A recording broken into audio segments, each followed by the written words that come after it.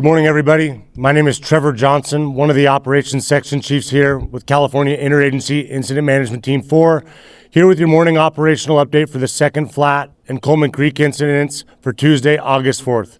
We'll go to the map behind me and look at the Second Flat fire first. On the Second Flat fire, we're still at around 105,000 acres, and now, due to the work of the firefighters on the ground, we're up to 55% containment.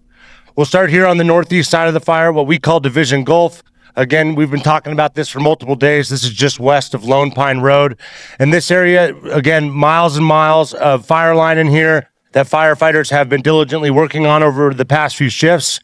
We do have interior pockets. So when this fire came through, it didn't consume all the vegetation. So interior to our containment lines, there are unburned fuels that continue to consume and burn out. Those are the small columns of smoke that you'll see on the landscape today. But we're using our infrared technology, and our firefighters are out here securing our containment lines and on seek and destroy missions to destroy those hot spots. As we continue back there down Lone Pine Road, no threats to our containment line. We're looking good in that area. And now we'll continue down along the south end of the fire.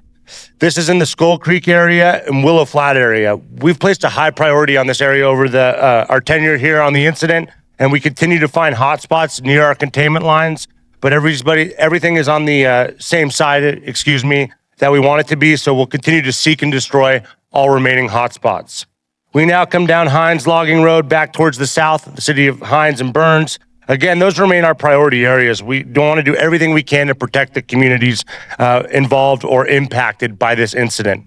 Continuing along the south end of the fire here, you can see all this black, this fire line showing containment.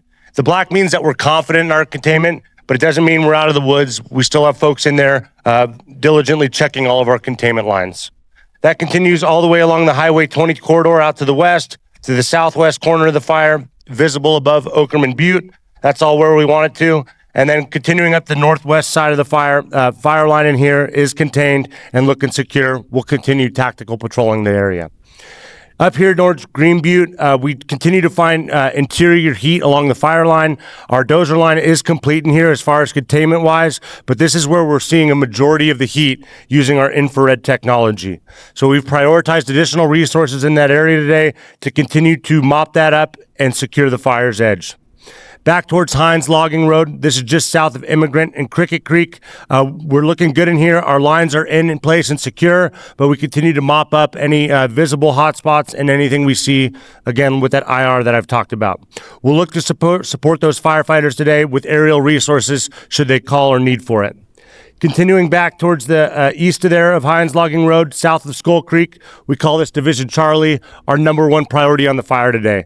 This is super broken country, a lot of steep canyons and ravines in the area, so firefighters are out here, including a hot shot crew, to ground truth that line and make sure we have no potential threat for escape. That kind of rounds us out for the Second Flat fire. We appreciate all the coordination, but we're feeling more and more confident. The weather's aiding us a little bit over the past few days to help our suppression efforts, and we'll look to add additional containment. We'll now move over to the Coleman Creek incident.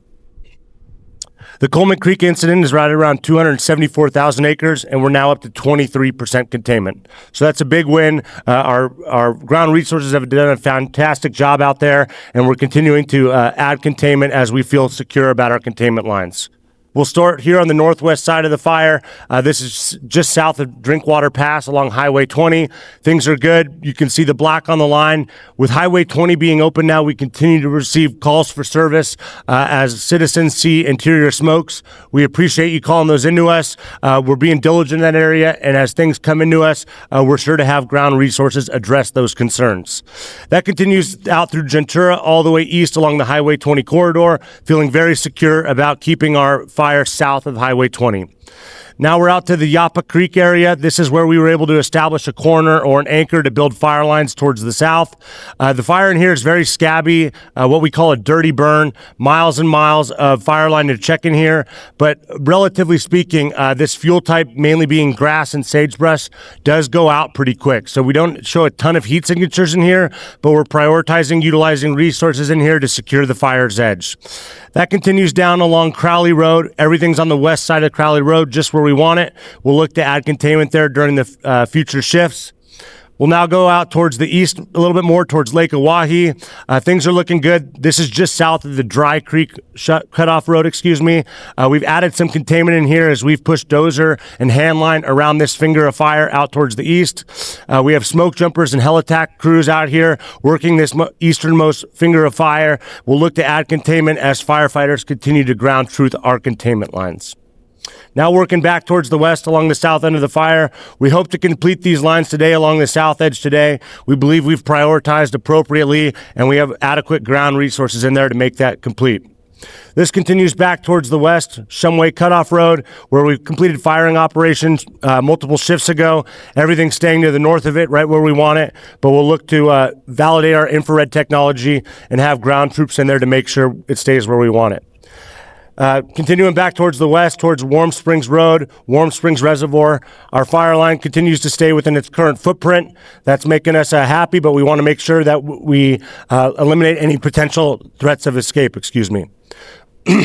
Now back towards the community of Riverside, we've added additional black line or containment line. We'll still conduct a tactical patrol, coordinate with our RFPA members, our local offices that have been providing great support to Team 4 in our tenure here to make sure all this black line stays secure so we can protect all the rangeland out here to the south of the Coleman Creek incident. You'll look to see interior pockets again continue to consume. Please reach out if you have any questions regarding the incident. We look to provide you with the most timely information from the fire line. Thanks again, and we'll see you for the next operational update.